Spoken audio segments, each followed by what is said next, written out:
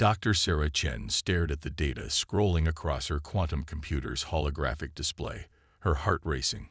After 15 years of searching the cosmos for signs of advanced civilizations, the Deep Space Array had finally picked up something extraordinary. The signal patterns were unlike anything humanity had ever encountered, perfectly structured, repeating with mathematical precision, and emanating from what appeared to be empty space. "Director Wallace, you need to see this," she called out, her voice steady despite her excitement. The aging director of the Planetary Defense Initiative shuffled over, his cybernetic leg whirring softly. "Another false positive, Dr. Chen?" he asked, but his expression changed as he studied the readings. "Wait, these energy signatures. They're massive." Sarah nodded, pulling up a three-dimensional map of the sector.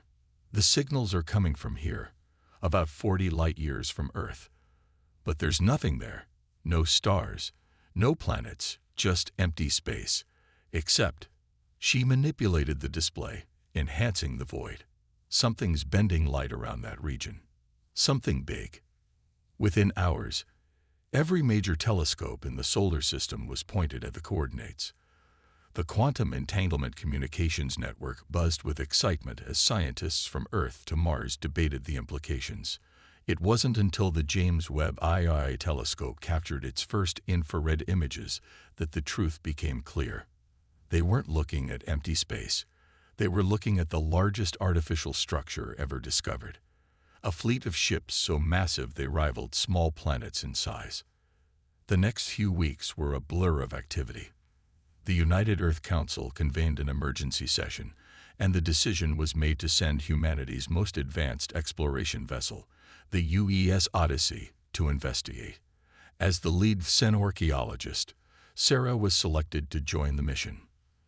The Odyssey was a marvel of human engineering, powered by antimatter engines and equipped with the latest in quantum computing and defensive systems. But as they approached the coordinates of the mysterious fleet, Sarah couldn't shake the feeling that their most advanced technology would seem primitive compared to what they were about to encounter. Captain Maya Rodriguez guided the ship through the final approach, her dark eyes focused on the sensor readings. "Multiple structures detected," she announced. "Largest one is, this can't be right. Its reading is 3,000 kilometers in diameter." The bridge crew fell silent as the massive shape came into view. The vessel was roughly spherical, its surface covered in intricate patterns that seemed to shift and flow like liquid metal. Smaller ships, though still enormous by human standards, floated in formation around it. "No signs of active power signatures," reported Lieutenant James Kumar from his station. "But these readings suggest the hull is composed of materials we've never encountered before. The density and structural integrity are off the charts." Sarah studied the patterns on the ship's surface through the main viewport. They weren't random.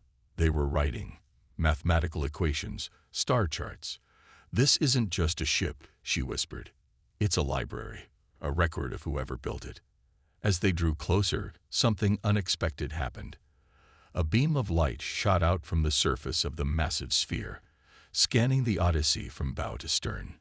Before anyone could react, a voice filled the bridge, not through the communication system, but seemingly from the air itself. "Analysis complete. Carbon-based sentience detected. Technological development. Class 3. Initiating first contact protocols." The crew exchanged nervous glances. They had prepared for many possibilities, but not for the ships to be active, waiting for someone to find them. "This is Captain Maya Rodriguez of the United Earth ship Odyssey," Maya responded, her voice clear and confident. "We come in peace, seeking knowledge and understanding." There was a pause, and then the voice spoke again. "Access granted. Warning. What you are about to discover will change the fate of your species forever. Are you prepared to accept this responsibility?" Sarah felt a chill run down her spine. They had come looking for evidence of alien civilization, but they had found something far more significant. A choice, a turning point in human history. Captain Rodriguez looked at her crew, then straightened in her chair. "We are prepared. The surface of the massive ship began to shift, revealing an opening large enough for the Odyssey to enter. As they flew into the heart of the ancient vessel, Sarah couldn't help but wonder, what was so important that someone would build ships the size of planets to preserve it? And more importantly, what were they trying to protect it from? The answers, she suspected, would either elevate humanity to the stars or lead them to their doom. The Odyssey glided through the massive entrance, its running lights reflecting off walls that seemed to ripple like quicksilver. The hangar bay that received them could have housed 1,000 ships their size, yet they were alone in the vast space. As the ship settled onto the crystalline landing platform, Sarah noticed something odd about the air around them. "These readings are impossible," Lieutenant Kumar said, checking his instruments for the third time. "The atmosphere in here, it's perfectly maintained. After who knows how many thousands of years, there should be decay, deterioration. But it's as if time stopped in here." Captain Rodriguez activated the ship-wide comm. "All personnel, prepare for preliminary exploration. Full environmental suits required. Dr. Chen, you'll lead the scientific team. Lieutenant Kumar, coordinate security." As Sarah stepped onto the ancient vessel's deck, her suit's sensors confirmed what their instruments had detected. The air was breathable, the temperature a perfect 20 degrees Celsius. The gravity was Earth standard. It was as if the ship had been designed specifically for human comfort. "Look at this," she called out, approaching what appeared to be a control panel. The surface was smooth, without buttons or screens, but as she neared it, symbols began to materialize in the air above it. "It's responding to our presence." The same voice they had heard earlier echoed through the chamber. "Interface adaptation complete. Accessing historical archives for species orientation." The air around them shimmered, and suddenly they were surrounded by holographic images, stars, planets, and beings unlike anything they had ever seen. The aliens were tall, elegant creatures with crystalline bodies that seemed to contain swirling galaxies within them. "We were the Luminarics," the voice explained. "We spanned 1,000 galaxies and 10 million years of evolution. We believed ourselves to be eternal, invincible. We were wrong." The images shifted, showing vast fleets of the planet-sized ships under construction. "When we detected them coming, we knew we had only centuries to prepare. They exist between spaces, in the void between realities. They consume civilizations, not for resources or territory, but because destruction is their nature." Sarah watched in horror as entire solar systems disappeared in the historical recording, devoured by something that appeared only as darkness between the stars. "The Void Heralds," the voice continued. "They cannot be reasoned with, cannot be fought conventionally. We built these ships not as weapons, but as arcs, preserving our knowledge, our technology, our essence, until we found inheritors worthy of carrying on our legacy." "Why us?" Captain Rodriguez asked. "We're centuries behind your level of technology. How could we possibly stand against something that destroyed your civilization?" The holographic display focused on images of Earth, of human achievements and struggles. "Because you have something we lost long ago. Adaptability. Creativity. The drive to survive against impossible odds. We became stagnant in our power, predictable. But you still have the spark of chaos in you, the ability to do the unexpected." Lieutenant Kumar stepped forward, his tactical mind already working. "The Void Heralds. Are they still out there?" "They are always out there, always hunting. But they are patient. It may be centuries before they turn their attention to your region of space, or it may be tomorrow. Time means nothing to them." Sarah's mind raced with the implications. The ships weren't just a discovery. They were a warning, a gift, and humanity's only hope for survival all in one. "You said you preserve your essence. Does that mean there are survivors?" The voice seemed to hesitate. "In a manner of speaking. We transferred our consciousness into the ship's systems, becoming one with them. We are the last of the Luminarics, serving as guardians and teachers for those who would come after us." Captain Rodriguez squared her shoulders, her decision made. Then teach us. Show us everything we need to know to protect our civilization. Be warned, the voice cautioned. Once you begin this path, there is no turning back. The knowledge we possess will transform your society in ways you cannot imagine. And when the Void Heralds come, and they will come, you must be ready to face them, or suffer our fate. Sarah stepped forward, placing her hand on one of the crystalline panels. We're ready. The chamber hummed with energy, and more holographic displays sprang to life around them. Then let us begin, the voice said.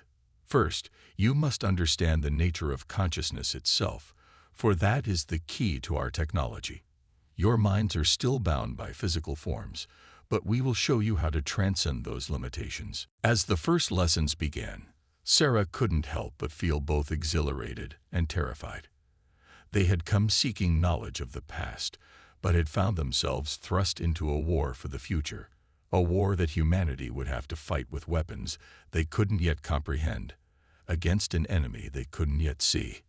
The race against time had begun, and the stakes couldn't be higher. The question wasn't just whether humanity could master the Luminarix's legacy in time, it was whether they could surpass it, finding solutions that even their ancient benefactors hadn't imagined. Their next steps would determine not just the fate of Earth, but of all reality itself. 3 months had passed since the discovery of the Luminarix fleet, and the massive ship had become a hive of human activity. Research teams from Earth's most advanced institutions worked around the clock, trying to decipher technologies that seemed to defy the laws of physics themselves. Dr. Sarah Chen stood in what they had dubbed the Genesis Chamber, watching as her colleagues attempted to interface with the ship's quantum consciousness network. The problem isn't just technological, she explained to Captain Rodriguez, who had come to check on their progress. It's conceptual. The Luminarix didn't just build advanced machines, they thought differently about reality itself. The chamber around them hummed with energy as researchers in neural interface suits attempted to communicate with the ship's eye. Holographic displays showed their brain patterns trying to synchronize with the ancient systems. Dr. Williams, your neural patterns are too rigid, Sarah called out to one of the researchers. Remember what the tutorials showed us. You need to think in quantum superpositions, not linear pathways. The frustrated scientist pulled off his interface helmet. It's impossible. They want us to think in 5 dimensions while our brains are stuck in 3. Nothing's impossible, Sarah replied, her voice firm. We just haven't found the right approach yet. She turned to Maya. Captain, I have a theory, but it's a bit unorthodox. Before she could elaborate, alarms began blaring throughout the ship. Lieutenant Kumar's voice came over the comm system. Captain, to the bridge, immediately. We've got a situation. The scene that greeted them on the bridge was chaos. The ship's holographic displays were alive with swirling patterns of light, and the Luminarix Eye's voice spoke with an urgency they hadn't heard before. Alert! Quantum entanglement detected at the edge of your solar system. Void Herald scouts are probing your defenses. Sarah's blood ran cold. Already? But you said we might have centuries. They sensed the activation of our systems. The AI responded. Your attempts to master our technology have drawn their attention. They are curious and hungry. Captain Rodriguez took command immediately. What are our options? We've barely scratched the surface of your defensive systems. There is one possibility, the AI said, but it carries great risk. We can initiate a consciousness transfer protocol, temporarily linking human minds directly with our ship's systems. It would give you immediate access to our knowledge and capabilities. The catch? Maya asked, though her expression suggested she already knew it wouldn't be good. The human mind was not designed for such integration. The process could overwhelm your consciousness, leading to complete neural collapse. And even if successful, you would be changed. Sarah stepped forward. I'll do it. Dr. Chen, no, Maya protested. We can't risk. We don't have a choice, Sarah interrupted. I spent more time studying their neural interfaces than anyone else. I have the best chance of surviving the integration. The ship trembled slightly, and new alerts appeared on the displays. Multiple quantum distortions detected, Kumar reported. Whatever these scouts are, they're getting closer. Maya looked at Sarah for a long moment, then nodded grimly. Do it. The Genesis chamber had been reconfigured in minutes. Sarah lay in a crystalline pod, surrounded by networks of light that pulsed in sync with her heartbeat. The ship's AI guided her through the preparation. Your consciousness will be expanded beyond its normal parameters, it explained. You must not resist the process. Think of it as becoming one with an ocean of knowledge. Sarah closed her eyes as the integration began. The sensation was indescribable, like having every neuron in her brain suddenly connected to an infinite network of thoughts and memories. She saw the history of the Luminarics in perfect detail, understood the quantum principles behind their technology, felt the very fabric of space-time as they had. Then she screamed. The sound echoed through the chamber as her body arched in the pod. Energy cascaded through the ship's systems, and for a moment, everything went dark. When the lights came back on, Sarah was floating several inches above the pod, her eyes glowing with the same swirling patterns they had seen in historical images of the Luminarics. Sarah, Maya asked cautiously, are you still you? When she spoke, her voice carried harmonics that hadn't been there before. I'm here. I'm more than here. I can see them, Captain. The scouts. They're beautiful in their horror, gaps in reality itself, hunting for signs of consciousness to devour. She waved a hand, and the ship's main viewport showed what she was seeing. Tears in the fabric of space, moving with terrible purpose toward Earth. Can you operate the ship's defenses? Kumar asked. Sarah smiled, but there was sadness in it. I can do more than that. The Luminarics were right. Human minds approach problems differently. They built these ships as fortresses, but will use them as weapons. Her consciousness reached out through the ship's systems, activating technologies that had lain dormant for millennia. The massive vessel hummed with power as ancient weapons came online, guided by a human mind that thought in ways the Void Heralds had never encountered. They want to see what humanity is capable of, Sarah said, her voice resonating with newfound power. Let's show them. The battle for Earth's survival was about to begin, and humanity's first defender was no longer entirely human herself. The question was, would this transformation be enough to save them all, or was it just the first step in a change that would reshape humanity forever? The ancient Luminarics vessel moved with impossible grace for something its size, responding to Sarah's transformed consciousness as if it were an extension of her own body. Through the ship's sensors, she could perceive reality in ways her human mind never could have comprehended before. Quantum probability fields, overlapping dimensions, the very fabric of space-time itself. The Void Herald scouts approached like tears in reality, each one a hole in existence that shouldn't be possible. They were smaller than the main fleet Sarah had seen in the Luminarics memories, but no less terrifying. Each one capable of consuming an entire city's worth of consciousness in seconds. Multiple contact points, Lieutenant Kumar reported, his voice steady despite the tension. They're testing our defenses, looking for weaknesses. Captain Rodriguez stood at the command station, watching as reality itself seemed to bend around their ship. Sarah, what are our options? Sarah's response came from everywhere and nowhere at once. Her consciousness spread throughout the ship's systems. The Luminarics built these ships with defensive capabilities we never imagined, but they were too predictable in how they used them. Watch this. The massive vessel's quantum field generators activated, but not in the standardized patterns the Luminarics had used. Instead, Sarah created a chaotic, ever-shifting web of energy fields, incorporating random variables that even she couldn't predict. Void Heralds operate on pattern recognition, she explained. They consume civilizations by learning their defensive strategies and developing countermeasures. But they've never encountered human chaos theory applied to Luminarics technology. The first scout attacked, attempting to tear a hole in the fabric of space near the ship. But Sarah's randomized quantum fields confused its targeting, causing it to miss and dissipate a portion of its own energy in the process. "It's working," Kumar exclaimed. "They can't lock onto us."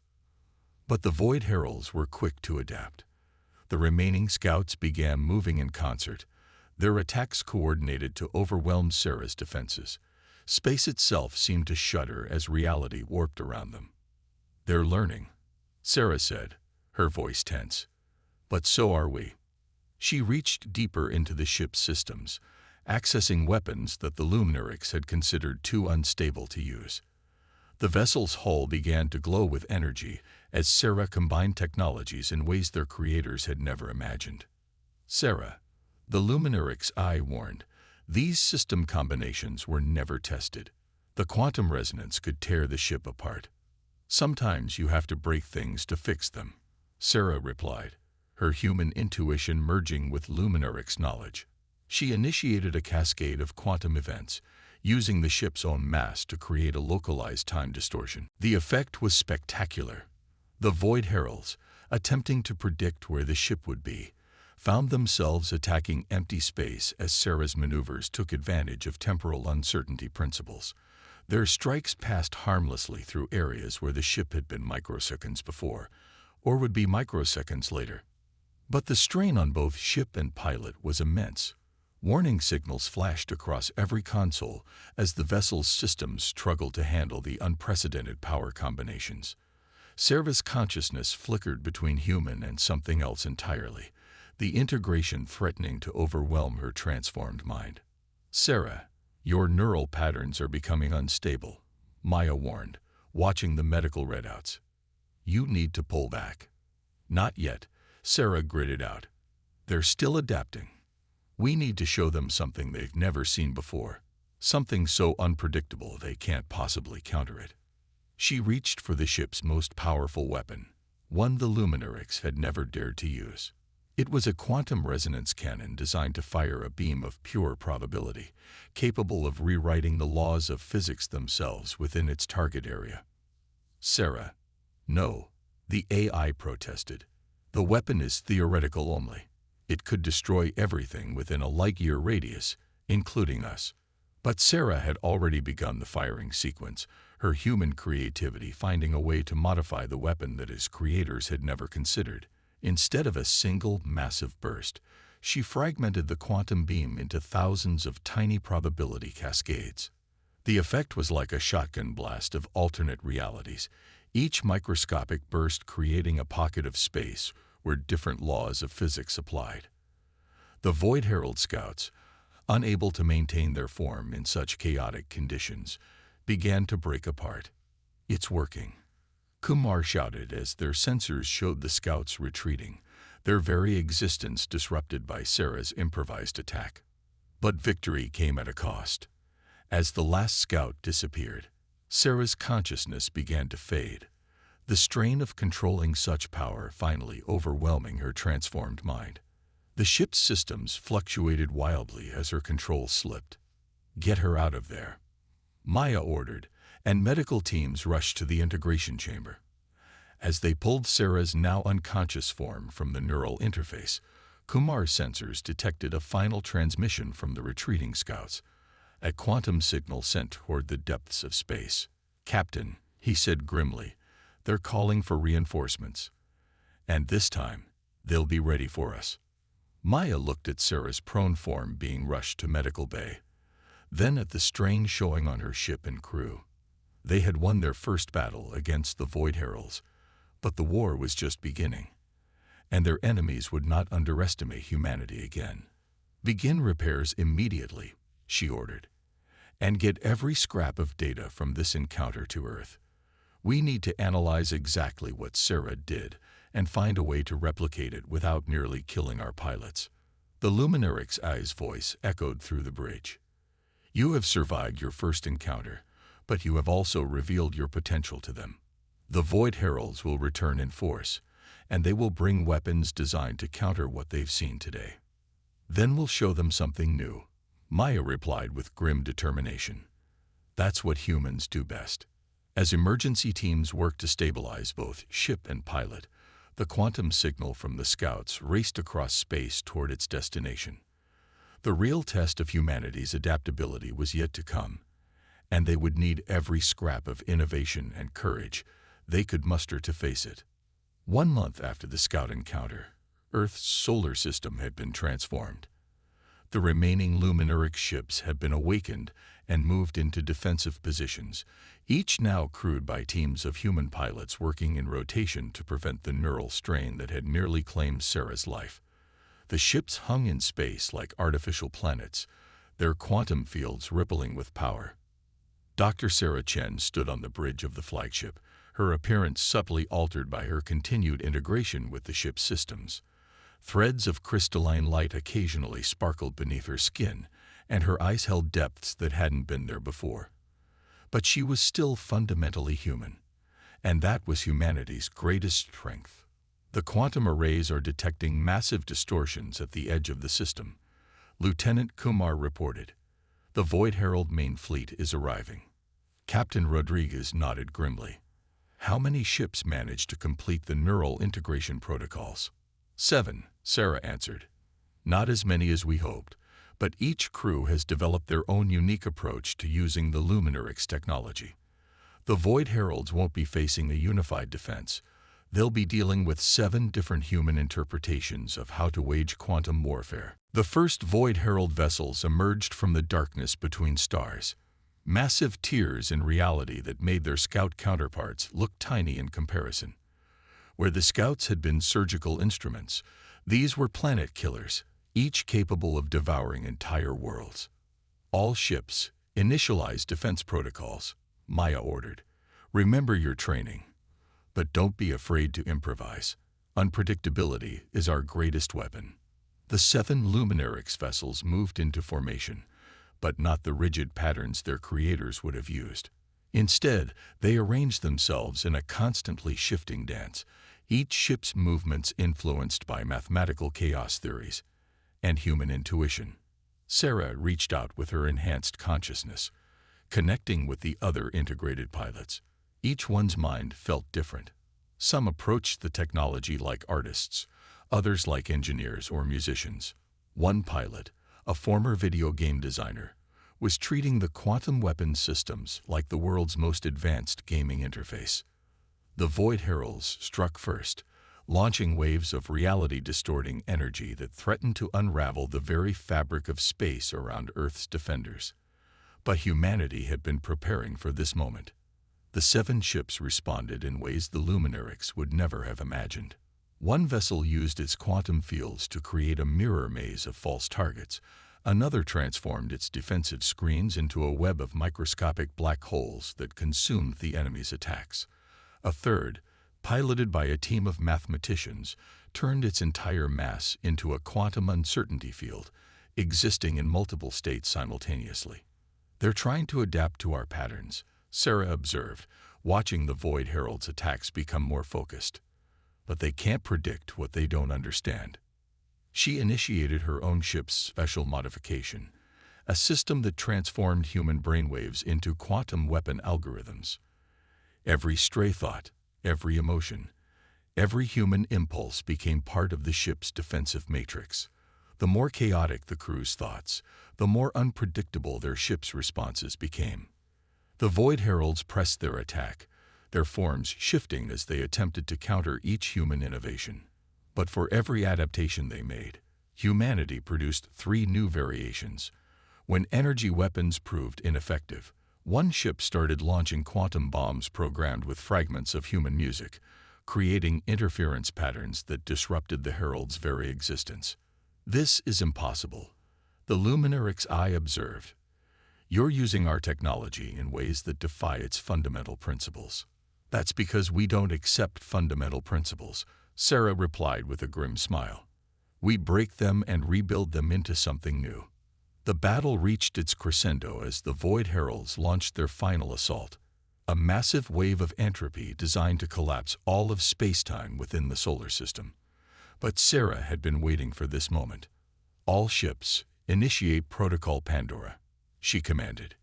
The 7 Luminarix vessels moved in perfect synchronization, not in the precise patterns of their creators, but in a wild, almost tribal dance of technology and human spirit. Each ship activated its quantum resonance cannon, but instead of firing them conventionally, they linked them together in a way that mirrored the human neural network. "We're not just fighting them with technology," Sarah explained as power built up in the combined weapons. "We're fighting them with everything we are: our chaos, our creativity, our humanity itself." The combined blast that erupted from the 7 ships wasn't just energy. It was human consciousness weaponized, carrying within it the full spectrum of human thought and emotion. The Void Heralds, entities that fed on predictable patterns of consciousness, found themselves overwhelmed by the sheer chaos of the human mind, amplified through Luminarix technology. Space itself seemed to shudder as the blast struck home. The Void Heralds, unable to process or consume such unpredictable patterns, began to collapse in on themselves. Their perfectly ordered void forms shattered under the assault of human chaos theory, made manifest through quantum mechanics. As the last herald disappeared, their fleet retreating into the darkness between dimensions, Sarah felt the combined consciousness of all 7 human crews celebrating through their neural link. They had done what the Luminarix could not: found a way to defeat an enemy that fed on patterns by refusing to be bound by them. "The Void Heralds will return," the AI warned. "They always do. And we'll be ready," Sarah replied. "Humanity's greatest strength isn't our technology or our knowledge. It's our ability to take what exists and transform it into something new. We don't just adapt to face our challenges. We reshape them into opportunities." As Earth celebrated its first victory against the cosmic horror of the Void Heralds, Sarah knew this was just the beginning. Humanity had inherited not just the Luminarix's technology, but their role as defenders of consciousness itself. But where the Luminarix had failed through their rigid perfection, humanity would succeed through its beautiful chaos. The stars seemed brighter somehow as the 7 ships turned toward Earth, their human crews forever changed, but still fundamentally themselves. They had faced the darkness between realities and emerged victorious, not by becoming something else, but by embracing everything that made them human.